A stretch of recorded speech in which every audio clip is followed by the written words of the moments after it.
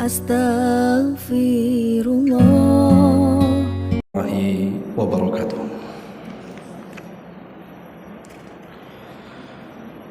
Alhamdulillah wassalatu wassalamu ala Rasulillah wa ala alihi wa sahbihi wa mawalah wa la hawla wa la quwwata illa billahi wa ba'du. Alhamdulillah, segala puja dan puji hanya milik Allah subhanahu wa ta'ala. Salawat dan juga salam tetap kita hadiahkan kepada Rasul kita Nabi besar Muhammad sallallahu alaihi wa ala alihi wasallam. Pagi ini kita akan meneruskan kajian kita, masih membahas kitab Minhajul Muslim, dan kita masuk pada pasal tentang akhlak.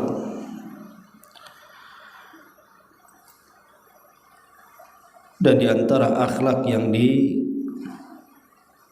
diajarkan di dalam kitab ini adalah sabar dan juga tahan daripada ujian Allah subhanahu wa ta'ala. Sering saya ulang-ulang bahwa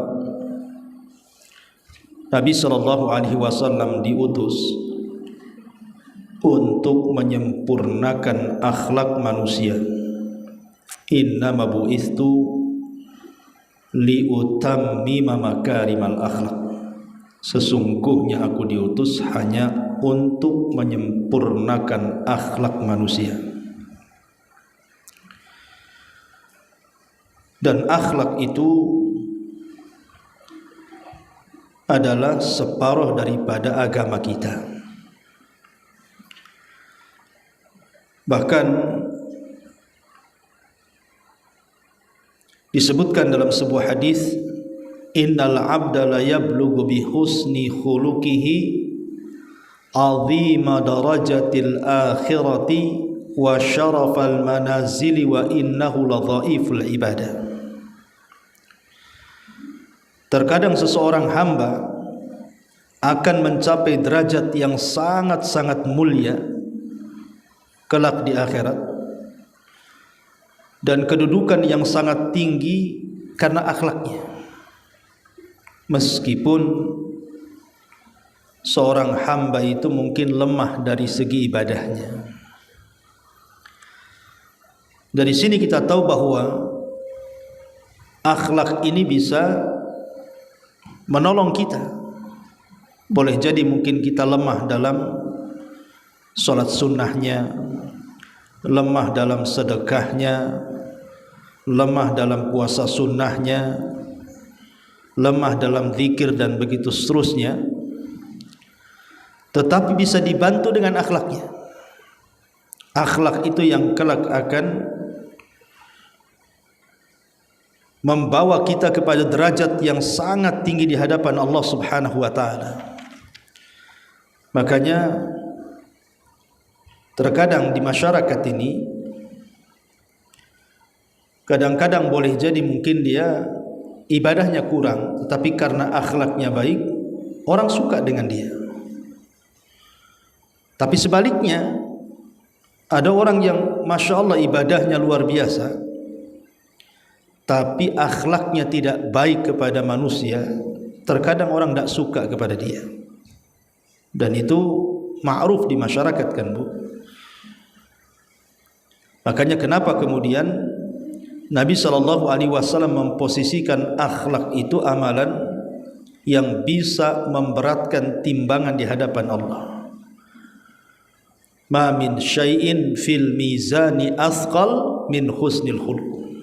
Tidak ada sesuatu pun di dalam timbangan amal yang lebih memberatkan timbangan di sisi Allah melebihi akhlak yang baik.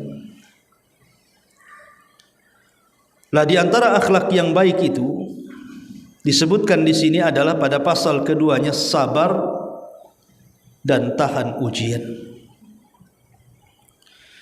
Menarik kita bicara soal sabar ini, karena sabar ini kalimat yang mudah diucapkan di lisan tetapi berat dalam pengamalan. Dan sabar itu selalu bergandeng dengan syukur, karena agama itu terbagi dua, sabar dan syukur. Sabar akan musibah yang Allah timpakan kepadanya, dan syukur dari semua nikmat yang Allah anugerahkan kepadanya. Ma'asyiral muslimat yang dimuliakan Allah Subhanahu wa taala, di dalam Al-Qur'anul Karim Allah Subhanahu wa taala berfirman di sini, ya ayyuhalladzina amanu sabiru wasabiru warabitu wattaqullaha la'allakum tuflihun. Wahai orang-orang yang beriman, bersabarlah kamu dan kuatkanlah kesabaran, dan tetaplah bersiap siaga di perbatasan negeri, dan bertakwalah kepada Allah supaya kamu menjadi hamba-hamba Allah yang beruntung. Dan Allah mengatakan wasta'inu bis-sabri was-salah, dan mintalah pertolongan kepada Allah dengan sabar dan juga salat. Dan juga Allah mengatakan wasbir wa ma sabruka illa billah, bersabarlah dan tiadalah kesabaranmu itu melainkan dengan pertolongan Allah. Dan Allah mengatakan wasbir ala ma asabak inna dzalika min azmil umur, dan bersabarlah atas apa yang menimpamu, sesungguhnya yang demikian itu termasuk hal-hal yang akan atau hal-hal yang diwajibkan oleh Allah Subhanahu wa taala. Taib. Ma'asyiral muslimat yang dimuliakan Allah Subhanahu wa taala, untuk lebih meresapi makna daripada kesabaran, saya akan mengkisahkan beberapa kisah tentang kisah-kisah kesabaran. Karena bagaimanapun kisah-kisah itu, kata Sufyan Ats-Tsauri rahimahullahu taala, adalah jundun min junudillah, tentara dari tentara-tentara Allah Subhanahu wa taala. Maksud tentara dari tentara-tentara Allah Subhanahu wa taala, maksudnya adalah fungsi tentara itu kan memberikan kekuatan. Makin banyak pasukan tentu makin besar kemenangan, makin memiliki kekuatan. Jadi kalau kita dalam posisi terjepit, banyak masalah, banyak musibah, karena memang sifat dunia itu memang darul bala, tempatnya kita diuji, tempatnya kita diberikan musibah. Maka terkadang dengan melihat kisah-kisah itu, kita bisa membandingkan musibah yang kita sekarang sedang diuji dengan musibah orang-orang dulu, dengan musibah para nabi, dengan musibah para sahabat, dengan musibah para ulama. Kita bisa bandingkan dengan mereka. Apakah musibah kita sudah setara dengan mereka? Kenapa kita tidak bisa sabar mereka sabar? Kenapa kita tasakhut kemudian menolak takdir sementara mereka menolak takdir? Itulah fungsinya kita ini membaca kisah-kisah dan mendengar kisah-kisah itu. Dan di dalam Al-Quranul Karim, kisah-kisah kesabaran terlampau banyak sekali. Saya sebutkan saja beberapa kisah dalam Al-Quran, kemudian beberapa kisah dari kisah Nabi dan juga para sahabat. Ma'asyiral muslimat yang dimuliakan Allah Subhanahu wa taala, satu kisah yang menarik dikisahkan dalam Al-Quran adalah kisahnya siapa? Kisahnya Nabiullah Ya'qub alaihi salatu wassalam.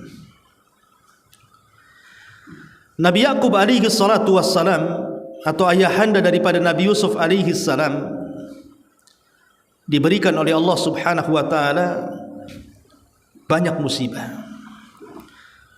Salah satu musibahnya adalah kehilangan putra beliau Nabi Allah Yusuf yang sangat dan teramat sangat dicintai. Karena sifat musibah itu Bu bisa berkenaan dengan harta yang masuk padanya, pangkat dan juga jabatan. Bisa juga masuk pada pasangan, kehilangan pasangan. Bisa juga masuk kepada keturunan, kehilangan anak yang merupakan jantung hati dia dan kesayangan dia. Bisa juga dalam bentuk kesehatan, diuji kesehatannya, mungkin dia sakit parah, terbaring dan tidak bisa bangun dan bergerak, dan begitu seterusnya. Karena ada 8 perkara Bu, tidak mungkin tidak saya, ibu dan siapapun pasti melewatinya dalam kehidupan kita ya. Makanya seorang penyair mengatakan, "Thamaniyatun la budda minha 'alal fata wa la budda an tajriya 'alaihi thamaniyah, sururun wa hammun wa ijtima'un wa furqatun wa yusrun wa usrun thumma saqmun wa afiyatun." Kata seorang penyair, 8 perkara yang pasti terjadi pada setiap manusia dan harus terjadi dan mesti terjadi. Pertama kata beliau, kata seorang penyair ini, 8 perkara itu sururun wa hammun, bahagia dan juga kesedihan. Orang itu terkadang bahagia, terkadang sedih. Wajtima'un wa furqatun, terkadang berkumpul, terkadang berpisah. Wa yusrun wa usrun, terkadang dimudahkan, terkadang mendapatkan kesukaran. Thumma suqmun wa afiyatun, terkadang sakit, terkadang sehat. Itulah 8 perkara. 8 perkara ini wajib ada pada kita. Bahagia, sedih, berkumpul, berpisah, mudah, sulit, sakit dan juga sehat.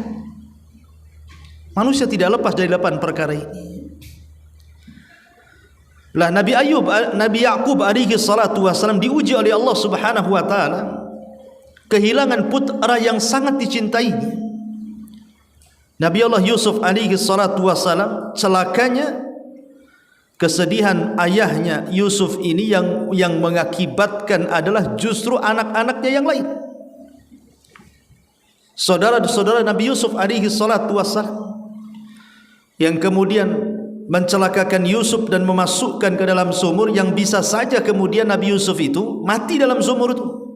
Kalau bukan karena izin dari Allah Subhanahu wa taala, Yusuf tidak mati di situ. Disitulah kemudian saudara-saudara Yusuf datang kepada ayahnya Ya'qub membawa pakaian yang sudah dilumuri darah dari darah-darah kambing, kemudian berdusta bahwa Nabi Yusuf diterkam serigala. Makanya Allah Subhanahu wa taala mengatakan, waja'u ala qamisihi bidamin kadhib, mereka datang membawa baju gamisnya yang berlumuran dengan darah, tetapi darah itu adalah darah palsu. Qala, maka Nabi Allah Ya'qub mengatakan, bal sawwalat lakum anfusukum amra fasabrun jamil wallahul musta'anu ala ma tasifun. Sebenarnya dirimu sendirilah yang memandang baik perbuatan yang buruk itu, maka kesabaran yang baik itu sangat indah, kata Nabi Ya'qub, dan Allah sajalah yang akan dimohon pertolongannya terhadap apa yang kalian ceritakan kepada kami. Lihat bagaimana Nabi Ya'qub alaihi salatu wassalam ketika mendapatkan kabar berita bahwa putra yang dicintainya dimakan serigala, walaupun itu informasi salah, Tapi Ya'qub ini seorang yang sudah sepuh, sudah tua. Ketika mendengar berita itu, dia hanya mengatakan fa sabrun jamil wallahul musta'anu ala ma tasifun. Sungguh sabar itu indah, dan Allah Subhanahu wa taala sajalah yang bisa dimintai pertolongannya, dan dia akan menyingkap segala yang kalian ceritakan kepadaku, katanya. Ucapan ini, ucapan Nabi Ya'qub ini adalah ucapan yang dalam. Makanya ucapan ini pula yang digunakan oleh Ummul Mukminin Aisyah radhiyallahu anha saat difitnah berzina dengan seorang sahabat. Ketika Aisyah radhiyallahu anha difitnah oleh orang-orang munafik, berzina dengan Safwan ibn Mu'attil, seorang sahabat Rasul sallallahu alaihi wasallam, padahal tidak berzina dan tidak mungkin juga melakukan perzinahan. Tetapi orang-orang munafik hendak menyakiti Nabi sallallahu alaihi wasallam dengan cara menuduh yang tidak-tidak kepada istri yang dicintainya, Ibnatus Siddiq, wanita yang merupakan putra As-Siddiq Abu Bakar Siddiq radhiyallahu anhu. Ketika 1 bulan Nabi sallallahu alaihi wasallam menunggu wahyu. Maksudnya wahyu yang menjelaskan apakah Aisyah radhiyallahu anha memang betul-betul berzina ataukah tidak berzina. Nabi terus menunggu. Bayangkan Bu, dari seluruh istri Nabi sallallahu alaihi wasallam itu yang paling dicintai Nabi hanyalah Aisyah radhiyallahu anha. Karena di kamar itulah yang merupakan kamar wahyu, Jibril selalu turun. Dan Nabi sallallahu alaihi wasallam kemana-mana membawa Aisyah radhiyallahu anha. Dan Nabi sallallahu alaihi wasallam seolah-olah Aisyah itu pengganti Khadijah dalam kehidupannya. Tiba-tiba wanita yang dicintainya dituduh berzina dengan Safwan ibn Mu'attil. Gimana tidak sakit? Dan bagaimana pula perasaan Aisyah yang ketika itu masih kecil? Tiba-tiba kemudian satu kota Madinah digegerkan dengan tuduhan-tuduhan miring dari orang-orang munafik, dengan menyebar berita hoax bahwa Aisyah radhiyallahu anha berzina dengan Safwan ibn Mu'attil, sampai kepada kerabat Abu Bakar namanya Mistah. Itu juga ikut menuduh bahwa Aisyah berzina. Sementara wahyu sudah 1 bulan tidak kunjung turun. Maka Nabi sallallahu alaihi wasallam mulai bertanya langsung kepada Aisyah radhiyallahu anha. Seolah-olah Rasul terpengaruh dengan ucapan orang-orang munafik dan mengatakan, ya Aisyah, kalau memang engkau melakukannya, wa in kunti lamamti bidhammin, kata Rasul, jika engkau melakukannya wahai Aisyah, bertobatlah kepada Allah. Karena jika seorang hamba bertobat kepada Allah, niscaya Allah akan mengampuni tobat-tobatnya. Wa in kunta bari'atan, wa in kunti bari'atan, tapi kalau engkau memang bari'ah, berlepas diri, tidak melakukannya, tidak berzina dengan Safwan ibn Mu'attil, wa sayubarri'ukillah azza wa jal min fawqi sab'is samawat, maka Allah subhanahu wa ta'ala pasti akan membersihkan namamu dari 7 atas langit sana. Pasti Allah akan turunkan wahyu. Tiba-tiba Aisyah radhiyallahu anha tidak bisa menjawab. 2 soalan yang susah untuk dijawab. Makanya kemudian Aisyah hanya mengatakan di hadapan ibu bapanya dan di hadapan Nabi sallallahu alaihi wasallam, jika ku jawab iya padahal aku tidak melakukannya, kalian tidak mungkin percaya denganku. Dan jika aku jawab tidak pun, kalian juga tidak mungkin mempercayai kata-kataku. Akhirnya kemudian Aisyah menarik selimutnya, kemudian langsung masuk ke dalam selimutnya dan membacakan ucapan Ya'qub, dan dia mengatakan, aku hanya teringat ucapan Nabi Allah Ya'qub, ayahnya Yusuf, fasabrun jamil wallahul musta'anu ala ma tasifun. Sungguh sabar itu indah dan Allah pasti akan memberikan pertolongannya dan menyingkap segalanya. Begitulah ma'asyiral muslimat yang dimuliakan Allah Azza wa Jalla. Kalau manusia semulia Nabi Yakub, seorang nabi, kalau manusia semulia Ummul Mukminin Aisyah radhiyallahu anha, wanita yang di zaman masuk surga atas lisan Rasul, tidak lepas daripada ujian, tidak lepas daripada ujian Allah Subhanahu wa taala yang teramat sangat berat dalam kehidupannya. Apatah kita, siapalah kita ini? Kita bukan nabi, kita bukan orang sekelas Aisyah dan juga para sahabat Nabi. Maka sudah sewajarnya Allah Subhanahu wa taala menguji kita seperti Allah menguji mereka. Tetapi ingat bahwa Allah tidak mungkin menguji hamba-hambanya di luar kemampuan yang kita miliki. Mustahil. Mustahil Allah akan menguji kita itu di luar kemampuan kita. Allah pasti akan menguji sesuatu yang kita sanggup saja menghadapinya. Ma'asyiral muslimat yang dimuliakan Allah Azza wa Jalla. Dari sini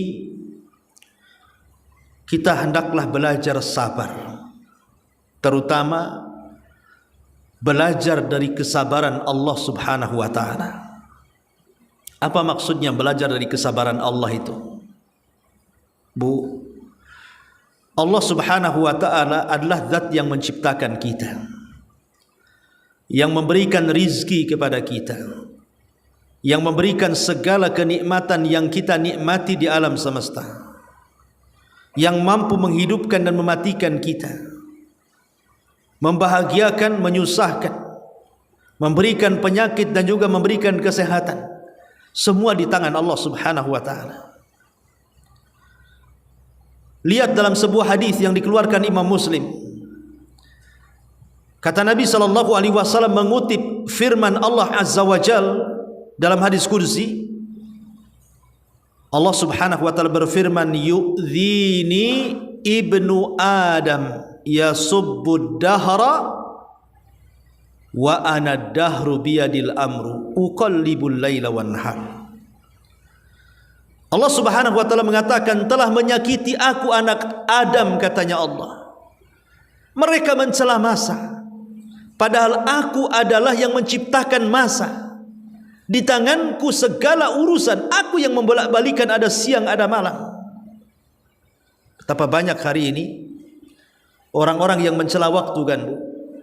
Panas sedikit saja dicelaklah panas itu, dingin sedikit dicelaklah dingin itu.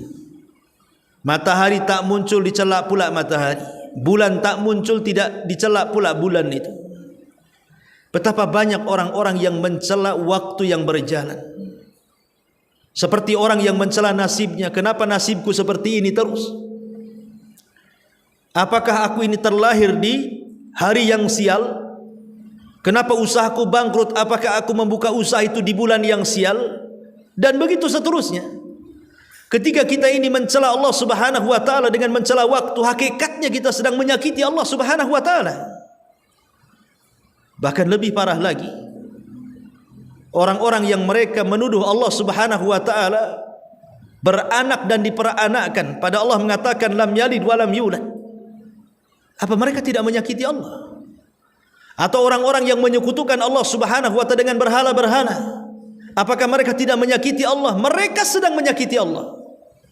Orang-orang yang melakukan kesyirikan dengan lisan mereka, dengan perbuatan mereka, dengan mencela masa, zaman, waktu dan begitu seterusnya, hakikatnya mereka telah dan sedang mencela Allah Subhanahu wa taala, alias menyakiti Allah Subhanahu wa taala. Pertanyaan pun muncul, bukankah Allah Subhanahu wa taala ala kulli syai'in qadir, atas segala sesuatu mampu? Bukankah Allah Subhanahu wa taala bisa mengadab orang-orang yang menyakitinya? Bukankah Allah bisa menimpakan gempa, bencana alam, banjir bandang, tsunami, puting beliung dan begitu seterusnya kepada orang-orang yang menyakiti dia, baik dengan perbuatan syiriknya atau dengan mencelanya? Kan Allah bisa saja Bu melakukannya. Tapi sampai hari ini apa ibu dengar di barat Allah kemudian kirim bencana yang menghabiskan dan meluntakkan satu negara yang mereka kurang ajar dengan Allah Subhanahu wa taala? Atau di timur orang-orang yang menyekutukan Allah, Allah binasakan dengan azab yang pedih? Tidak juga. Bahkan sebagian orang yang melakukan kesyirikan, yang mencela Allah dengan lisannya, yang mengatakan Allah itu fakir, kami itu kaya, yang mengatakan Allah itu memiliki anak, Isa anak Tuhan, Uzair anak Tuhan. Terkadang mereka diberikan nikmat oleh Allah Azza wa Jalla, usahanya bagus, badannya sehat, rumahnya bagus, dan begitu seterusnya. Kenapa Allah Subhanahu wa taala biarkan dengan kesyirikan mereka? Jelas-jelas mereka menyakiti Allah, tapi Allah biarkan. Bahkan Allah berikan kenikmatan lagi mereka. Kenapa? Pertanyaannya, kenapa Allah membiarkan mereka? Karena di antara satu nama Allah Subhanahu wa taala itu apa, Bu? As-Sabur. Allah itu sabur. Allah itu zat yang maha sabar. Sabarnya itu sampai ke tingkat maha. Allah itu maha sabar. Saking sabarnya, Allah membiarkan orang-orang yang menyakitinya. Bahkan Allah mengatakan, inna rahmati sabaqat ghadabi. Sesungguhnya rahmatku lebih luas dibandingkan kemurkaanku. Lihat, kasih sayang Allah lebih luas dibandingkan murkanya. Ini menunjukkan kesabaran yang luar biasa. Sungguh maha sabar Allah Subhanahu wa taala. Makanya kita harus meniru bagaimana Allah begitu sabar kepada orang-orang yang menyakitinya, yang menyekutukannya, yang telah kurang ajar dengan dia, tapi Allah tidak menimpakan azab kepada mereka. Justru Allah berikan kesempatan kepada mereka untuk bertobat. Atau boleh jadi Allah Subhanahu wa taala membiarkan mereka di atas kenikmatan yang Allah anugerahkan kepada mereka, untuk satu hari mereka mendapatkan azab yang disebut dengan istidraj. Tapi di sini pelajarannya, kenapa kita harus mempelajari nama As-Sabur? Supaya kita menjadi hamba-hamba Allah yang sabar. Seperti kemahasabaran Allah Subhanahu wa taala menghadapi makhluk-makhluknya. Ma'asyiral muslimat yang dimuliakan Allah Subhanahu wa taala, Ummu Salamah radhiyallahu anha, dia memiliki suami namanya Abu Salamah, dan dia sudah mengatakan tidak ada manusia yang lebih dicintai di alam semesta ini melebihi Abu Salamah. Itu ucapan Ummu Salamah kepada Abu Salamah. Bahkan dia berjanji untuk tidak menikah setelah meninggalnya Abu Salamah. Bahkan Abu Salamah juga sama, berjanji kalau Ummu Salamah meninggal dia tidak akan menikah lagi. Itu suami istri yang luar biasa. Percontohan kecintaan, bagaimana suami cinta kepada istri dan bagaimana istri pula cinta kepada suami. Tetapi dunia ini ada batas waktunya, sehingga ada istilah ahbib ma syi'ta fa innaka mufariqah. Cintai sesuka hatimu, karena engkau akan berpisah dengan orang yang kau cintai. Makanya kenapa kita disuruh mencintai sekedarnya? Karena terkadang sesuatu yang kita cintai itu berubah menjadi benci. Ummu Salamah radhiyallahu anha akhirnya mendapatkan musibah berat. Meninggal pula Abu Salamah ini, yang selama ini yang dicintai luar biasa, meninggal. Coba bayangkan, Bu. Seorang wanita sudah punya anak, punya suami yang sangat dicintainya, punya suami yang sangat bertanggung jawab dalam kehidupannya, tempat bersandar dia dalam kehidupannya, yang senantiasa mengingatkan dirinya untuk beribadah kepada Allah dan dekat dengannya. Tiba-tiba kemudian meninggalkannya. Kira-kira perasaannya seperti apa seorang wanita itu? Sementara wanita itu lebih dekat ke perasaan dibandingkan kepada akalnya. Tentu sakitnya itu mendalam sekali. Makanya kenapa Nabi SAW memberikan pahala kepada orang yang menolong janda-janda miskin, atau dalam bahasa hadis disebut al-armalatu. Siapa yang membantu janda-janda yang miskin, yang membawa anak-anak yatim, maka pahalanya sama dengan dia solat malam terus setiap malam, dan sama dengan orang yang puasa sunnah setiap hari dia puasa sunnah. Karena memang perasaan mereka luar biasa, dan hanya berlaku kepada para wanita. Dan hadis ini tidak berlaku kepada laki-laki yang ditinggal mati istrinya. Karena memang seorang wanita ketika suka dengan suami, tiba-tiba suami yang dicintainya meninggal dunia, betapa banyak di antara mereka yang stres sampai ke tingkat gila, ada yang sampai bunuh diri dan begitu seterusnya. Kecuali karena iman dan kesabarannya lah yang kemudian dia bertahan hidup di dunia. Ma'asyiral muslimat yang dimuliakan Allah Azza wa Jalla. Maka sedihlah Ummu Salamah ini. Kemudian Nabi SAW datang menasihati Ummu Salamah dan mengatakan, quli ya Umma Salamah, katakan ya Umma Salamah, Allahumma hjurni fi musibati, ya Allah berikan pahala akan musibah yang kau timpakan kepadaku. Begitulah Ummu Salamah. Ma'asyiral muslimat yang dimuliakan Allah Azza wa Jalla. Ada seorang ulama bahasa namanya Al-Asma'i rahimahullahu ta'ala. Satu hari Al-Asma'i dengan kawannya sedang safar untuk thalabul ilmi. Kemudian di tengah jalan kehabisan bekal Al-Asma'i ini. Kemudian karena kehabisan bekal dia mencoba mencari-cari orang yang bisa ditemui di jalan. Boleh jadi ada yang bisa dimakan dan ada yang bisa diminum dari susu-susu kambing dan yang semacamnya. Hampir keduanya tersesat di padang pasir, dan taulah kalau sudah tersesat di padang pasir kan, kalaupun memang bisa hidup itu karena takdir Allah Azza wa Jalla. Sudah putus asa Al-Asma'i berjalan, dan itu menunjukkan kesabaran para thalabul ilmi di zaman itu. Allah takdirkan tiba-tiba dia melihat sebuah tenda. Senanglah Al-Asma'i dan kawannya ini. Bisalah dia selamat dari kematian.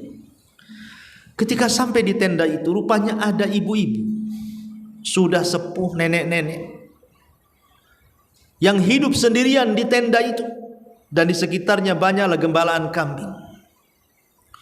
Kemudian Al-Asma'i datang dan mengucapkan salam, assalamualaikum. Maka ibu itu mengatakan, waalaikumsalam warahmatullahi wabarakatuh. Maka Imam Asma'i mengatakan, wahai ibu, aku ini seorang musafir yang kehabisan bekal. Ada enggak yang bisa kumakan, kuminum dari yang ibu miliki dari rizki Allah Subhanahu wa ta'ala? Rupanya ibu itu orang baik.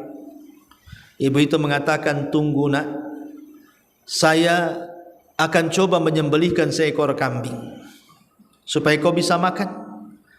Tapi masalahnya saya memiliki putra. Sejak pagi dia pergi sampai petang ini tak balik-balik. Tunggulah dia datang. Nanti dia yang membantu kita menyembelihkan kambing itu, dan aku yang akan memasaknya. Baru saja ngomong begitu, tiba-tiba dari kejauhan ada dua unta berjalan. Yang satu ditunggangi orang, yang satu pula tak ada penunggangnya. Makin dekat, makin dekat, makin dekat. Kemudian tiba-tiba yang menunggang unta ini mengatakan, semoga Allah memberikan pahala akan kesabaran ibu, karena sesungguhnya putra ibu meninggal karena jatuh dari unta dan terinjak lehernya. Maka ibu itu tersedak, karena itu satu-satunya anak dia yang menolong dia. Langsung dia terdiam. Kemudian dia istirja, inna lillah wa inna ilaihi rajiun. Kemudian ibu ini berusaha menenangkan hati dan mengatakan kepada kawan dari anaknya itu, nak, bisa enggak kau turun sembelihkan seekor kambing, di depan kita ini ada dua tamu. Akhirnya kemudian temannya anaknya ini turun, kemudian mengambil pisau dan menyembelih seekor kambing. Kata ibu ini mengatakan kepada Al-Asma ini, nah, aku lihat engkau ini nampaknya orang soleh.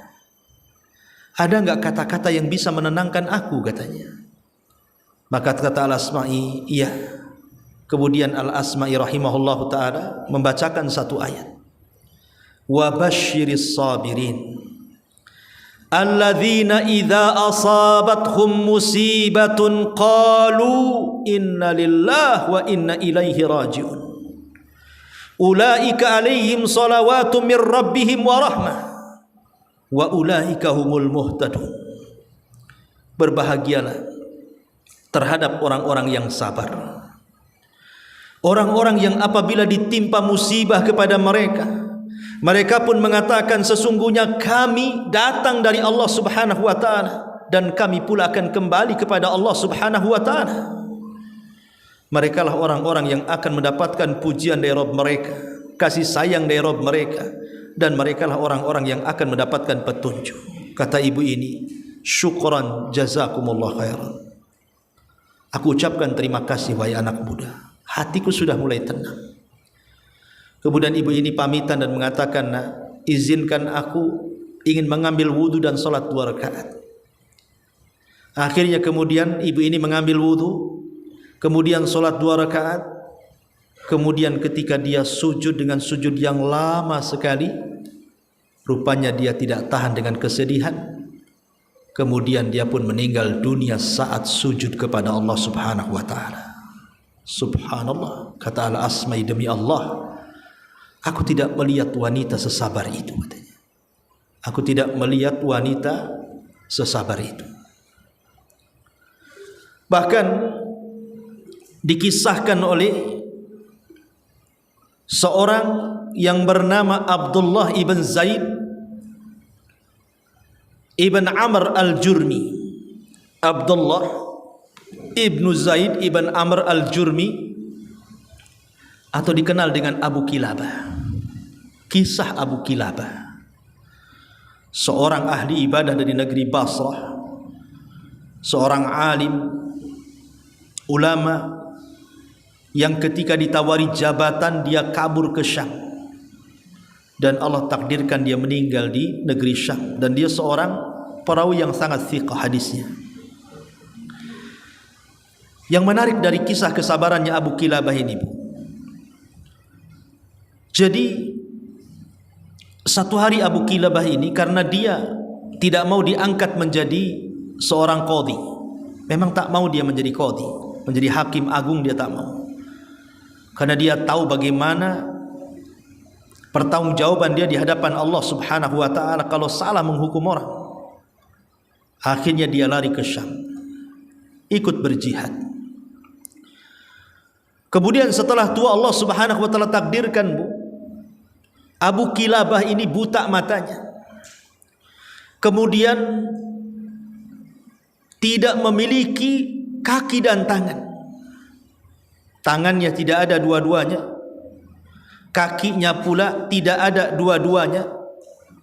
Kemudian pendengarannya sudah mulai berat, dan juga pandangannya sudah mulai membuta. Dia hanya punya dari badannya, dari atas kepala sampai ke kaki itu, Bu, yang bisa bermanfaat untuk ibadahnya hanya lisannya saja. Subhanallah. Coba bayangkan, Bu, orang ini buta, sedikit tuli, tak punya tangan, tak punya kaki. Dia hanya bisa beribadah dengan lisannya saja. Tetapi walaupun demikian, Abu Kilabah ini mengajarkan kepada kita kesabaran tingkat tinggi yang luar biasa. Satu hari, kata Imam Auza'i rahimahullahu ta'ala, ketika ada seseorang laki-laki lewat di tenda dia, rupanya Abu Kilabah ini selalu mengucapkan kalimat, Allahumma auzi'ni an ahmadaka hamdan ukafi bihi syukra ni'matik allati an'amta biha alayya wa faddaltani ala katsiri mimma khalaqta tafdila atau khuliqta tafdila. Ya Allah, berikan kepadaku kekuatan agar aku bisa memujimu dengan pujian yang sangat banyak, yang pujian itu bisa membandingi akan nikmat yang telah kau anugerahkan kepadaku, dan itu bentuk syukurku kepadamu, dan engkau sudah melebihkan aku dari kebanyakan manusia beberapa tingkatan. Jadi dia terus mengatakan kalimat itu, kalimat memuji Allah Subhanahu wa taala, bersyukur akan nikmat, seolah-olah dia diagungkan dari semua manusia yang Allah ciptakan. Jadi orang ini heran, orang yang lewat ini heran. Rupanya dia seorang talabul ilmi. Kemudian dia mengatakan, wahai fulan, maksudnya wahai Abu Kilabah, kenapa kau bisa mengucapkan kalimat itu? Bukankah matamu tidak bisa melihat, telingamu tidak bisa mendengar kecuali harus dekat? Kau tak punya tangan, tak punya kaki, tapi engkau terus memuji dan memuja Allah, bersyukur akan nikmat yang Allah anugerahkan kepadamu, dan kau merasa engkau lebih tinggi dibandingkan manusia lainnya. Kemudian dia mengatakan, wa ma tara ma sana'a rabbi, tidakkah kau lihat apa yang Allah perbuat kepadaku? Tidakkah kau lihat apa yang telah Allah buat kepadaku, katanya. Dia mengatakan, demi Allah, kalaulah seandainya Allah mengirim halilintar dari langit, kemudian halilintar itu menyambarku dan aku terbakar, atau Allah perintahkan gunung-gunung supaya menimpa dan menghancurkan diriku, atau Allah perintahkan lautan supaya meluap airnya dan menelan diriku, atau menelan bumi sehingga bumi terbelah dan aku masuk ke dalam bumi, mazdadtu ili rabbi illa syukran, demi Allah tidak menambah kepadaku kecuali bentuk syukurku kepada Allah subhanahu wa ta'ala yang telah memberikan nikmat berupa lisan yang aku miliki. Subhanallah. Orang ini hanya punya lisan saja, tapi dia lihat, walaupun hanya lisan saja, kata Abu Kilabah, ini sudah cukup, katanya. Karena dengan lisan aku bisa berzikir kepada Allah subhanahu wa ta'ala. Akhirnya kemudian dia mengatakan, fulan, maaf ya, siapa fulan ini? Dan apa tujuan fulan datang kemari? Kata orang ini mengatakan kepada Abu Kilabah, aku ini seorang musafir, wahai Tuan. Aku ini seorang musafir. Kebetulan aku singgah di sini. Kemudian kata Abu Kilabah, fulan, aku ini punya anak. Anakku yang selalu membantu diriku. Sudah 3 hari anakku tidak ada. Bisakah kau cari anakku? Akhirnya kemudian orang ini mengatakan, akan ku cari.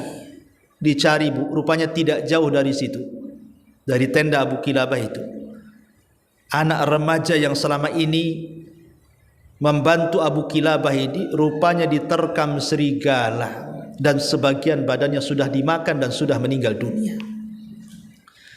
Akhirnya kemudian orang ini mengatakan, datang kepada Abu Kilabah. Dia hendak menyampaikan berita itu, tapi kasihan, tidak tega. Akhirnya dia mulai membuat pertanyaan dan mengatakan, wahai Tuan, wahai Abu Kilabah, kalau seandainya dibandingkan antara engkau dengan Nabi Ayub, mana lebih sabar? Engkau ataukah Nabi Ayub? Maka dia mengatakan, celaka, tentu Nabi Ayub jauh lebih sabar dibandingkan diriku. Kemudian laki-laki ini mengatakan, lebih mulia mana engkau dengan Ayub? Maka Abu Kilabah mengatakan, celaka engkau, ya lebih mulia Ayub dibandingkan diriku. Siapa aku dibandingkan Nabi Ayub? Katanya. Kemudian orang ini mengatakan, tahukah engkau wahai fulan, wahai Abu Kilabah, apa yang telah Allah perbuat kepada Ayub?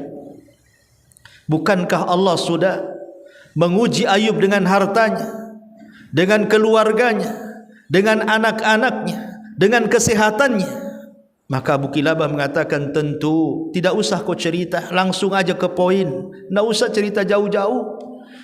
Kemudian orang ini mengatakan, wahai Abu Kilabah, bukankah kau dapati Ayub itu penyabar, syukur, memuji Allah subhanahu wa ta'ala? Iya, katanya, betul apa yang kau ceritakan, langsung saja ke poin, tidak usah terlampau lama-lama, jauh-jauh cerita sana sini soal Ayub, katanya.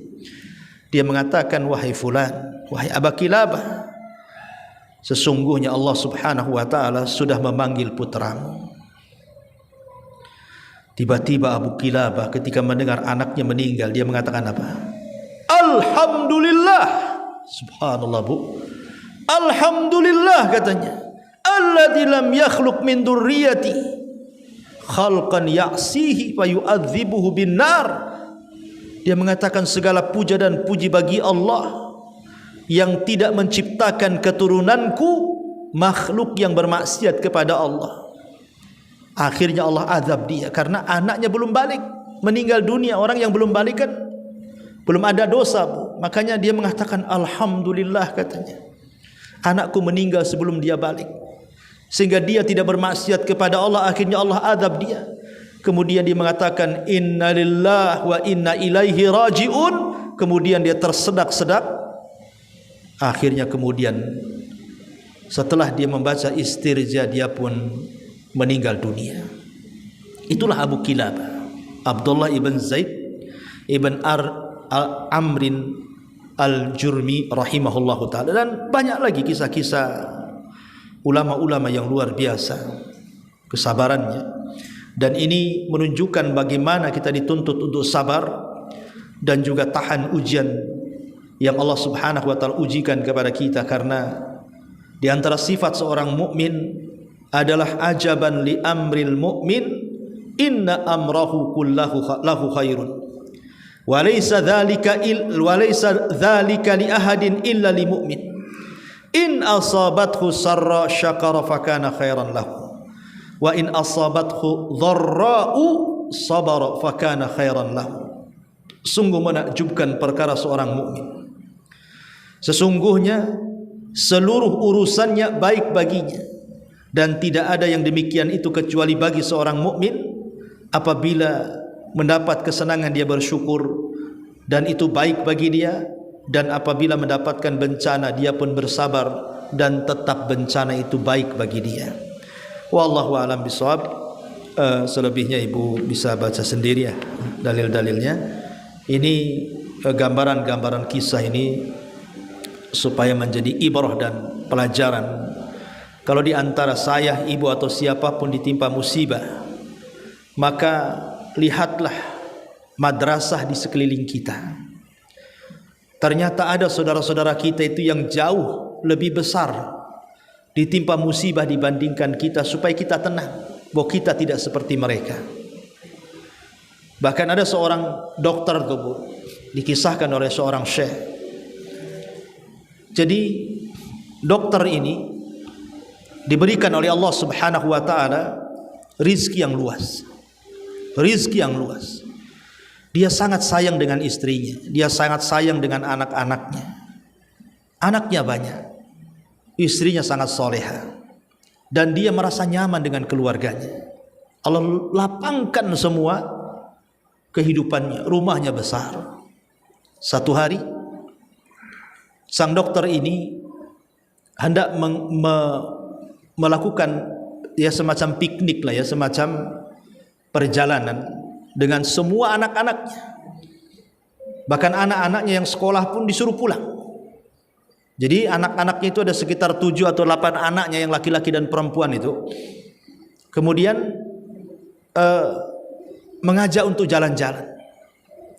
Semua kumpul anak-anaknya. Kemudian dia pun membawa kendaraannya dengan sangat laju dan kencang. Allah takdirkan kendaraannya ini terguling, kecelakaan. Semua meninggal. Istrinya meninggal, anak-anaknya semua meninggal. Tetapi Allah selamatkan pula Pak dokter ini. Dia hanya lecet sedikit saja. Ketika kemudian dia sadar di hadapannya mobilnya sudah ringsek, anak-anaknya mati semuanya, termasuk juga istrinya mati semuanya. Dia sempat terdiam, seolah-olah tidak percaya dengan apa yang dilihat di depannya. Terkadang musibah itu kan tidak bisa dibayangkan. Hari ini kita bahagia, hari ini kita tertawa, hari ini kita merencanakan sesuatu. Hari ini pula kita sedih, hari ini pula kita nangis, hari ini pula buyar pula rencana yang kita rencanakan. Begitulah kehidupan manusia. Siapa yang tahu 1 jam setelah kita mengaji di sini? Tidak ada yang tahu. Makanya kemudian kenapa seorang muslim dibekali dengan 2 akhlak yang sangat mulia? Pertama akhlak sabar, dan yang kedua akhlak syukur. Tapi di sini ada pertanyaan, bismillah. Assalamualaikum warahmatullahi wabarakatuh. Waalaikumsalam warahmatullahi wabarakatuh. Ustaz, apakah orang yang terkena penyakit was-was, baik itu was-was ibadah ataupun was-was akidah, itu bentuk ujian manusia atau azab? Was-was itu datang dari syaitan. Was-was itu datang dari syaitan. Fawaswasalahuma, syaitan pun memberikan was-was kepada Adam dan Hawa. Akhirnya dengan was-was itu Allah keluarkan Adam karena berhasil. Iblis memberikan was-was agar Adam dan Hawa memakan buah larangan, termakan pula oleh keduanya. Jadi was-was itu datang dari syaitan. Makanya kita berlindung dari was-was. Qul a'udzu birabbin nas, malikin nas, ilahin nas, min syarri waswasil khannas. Kita berlindung, was-was ini dari syaitan. Terkadang syaitan ini masuk ke kepala kita, kemudian bertanya, siapa yang menciptakan langit? Kita jawab Allah. Siapa yang menciptakan bumi? Kita jawab Allah. Siapa yang menciptakan alam semesta? Kita jawab Allah. Terakhir pula dia kasih subhat, lalu siapa yang menciptakan Allah, katanya. Nanti mulai itu, siapa yang menciptakan Allah kalau begitu? Datanglah itu was-was. Jadi was-was itu dari syaitan. Maka banyak-banyaklah berlindung kepada Allah, dan hanya dengan ilmu was-was itu bisa hilang. Ya, was-was itu bisa hilang hanya dengan ilmu. Teruslah belajar. Minta perlindungan kepada Allah agar Allah hilangkan was-was ini, karena was-was ini bahaya. Kalau sampai ke tingkat akidah ini bahaya, bisa mencapai tingkat kufur masalahnya. Ya, wallahu a'lam.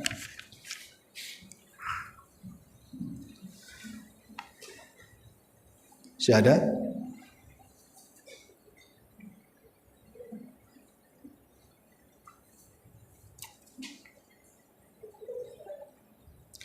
Taib, kalau nggak ada kita tutup.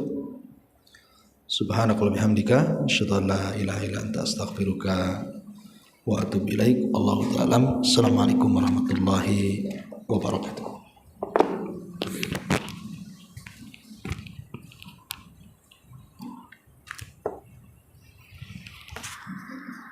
Okay.